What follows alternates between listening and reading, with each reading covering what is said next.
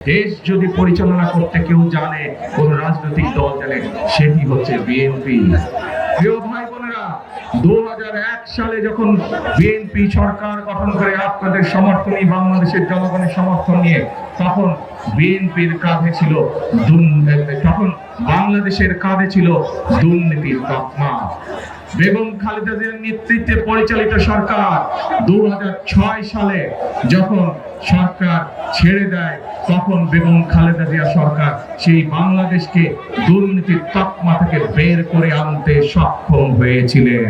কাজেই এই দেশে যে দুর্নীতি গত 16 বছর ধরে আমরা দেখেছি, সেই দুর্নীতি থেকে যদি দেশকে বের করতে হয়, তাহলে একমাত্র বিএনপির পক্ষেই সেটি করা সম্ভব। কারণ বিএনপির সেই অভিজ্ঞতা আছে। খালেদা জিয়ার সময় দুর্নীতি দমন কমিশন যেটা করা হয়েছিল, সেটিকে সম্পূর্ণ স্বাধীন রাখা হয়েছিল। যে কোনো ব্যক্তির যদি দুর্নীতির তদন্ত করতে হতো, তাহলে তারা স্বাধীনভাবে তদন্ত করতে পারত। তাদেরকে সরকারের পক্ষ থেকে কোন রকম পারমিশন নেওয়ার দরকার ছিল না। খালেদা জিয়া সেই হিম্মত ছিল বলেই, বিএনপি সরকারের সেই হিম্মত ছিল বলেই তারা দুর্নীতি দমন কমিশনকে 100% স্বাধীন করে দিয়েছিল। প্রিয় ভাই বোনেরা, এই দেশের আইন শৃঙ্খলা যদি বলতে হয়, শহীদ রাষ্ট্রপতি জিয়াউর রহমানের শাসনামল, এখানে বহু মুরব্বী উপস্থিত আছেন। মুরব্বীদের কাছে জিজ্ঞেস করেই জানা যাবে যে দেশ স্বাধীনের পরে যারা দেশ পরিচালনার দায়িত্বে ছিল, তাদের সময় দেশের শাসন ব্যবস্থা কি ছিল, এবং পরবর্তীতে যখন শহীদ রাষ্ট্রপতি, এই যে এখানে মুক্তিযোদ্ধারাও আছেন, মুক্তিযোদ্ধারা বলতে পারবেন যে দেশ স্বাধীনের পরে দেশের আইন শৃঙ্খলার অবস্থা কি ছিল। সবচেয়ে সুস্বাদু হালিম রাঁধুনি হালিম, হালিম হোক রাঁধুনি হালিম। কিন্তু পরবর্তীতে যখন শহীদ রাষ্ট্রপতি জিয়াউর রহমান দেশের পরিচালনার দায়িত্ব পেলেন, কিভাবে উন্নয়ন হয়েছিল দেশের আইন শৃঙ্খলা অবস্থা। একইভাবে দেশ ও নেত্রী খালেদা জিয়া যখন দেশের শাসন পরিচালনা করছিলেন, সেই সময় কিভাবে চাঁদাবাজি, কিভাবে বিভিন্ন আইন শৃঙ্খলা পরিস্থিতির নিয়ন্ত্রণ করেছিলেন। মা বোনেরা সেই সময় নিরাপদে যে কোনো সময় রাস্তায় হাঁটাচলা করতে পারত। ক্ষুদ্র ব্যবসায়ীরা, ক্ষুদ্র মাঝারি সকল ধরনের ব্যবসায়ীরা নিরাপদে তাদের ব্যবসা বাণিজ্য সবকিছু করতে পারত।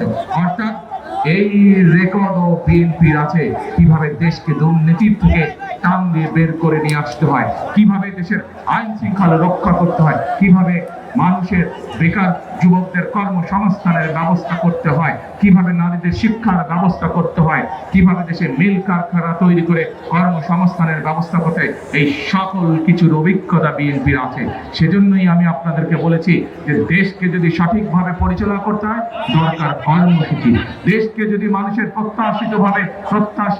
প্রত্যাশা অনুযায়ী দেশ পরিচালনা করতে হয়, তাহলে দরকার পরিকল্পনা, যা বিএনপির আছে।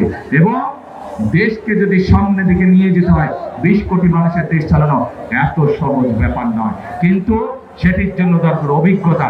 এবং সেই অভিজ্ঞতা একমাত্র কোন দলের আছে? বিএনপির আছে। প্রিয় ভাই বোনেরা, আমরা আন্দোলন সংগ্রাম করেছি, আমাদের সহকর্মীরা, আমাদের ছোট ভাইরা গত 16 বছর জীবন উৎসর্গ করেছে। গত জুলাই আগস্টে বহু মানুষ জীবন উৎসর্গ করেছে।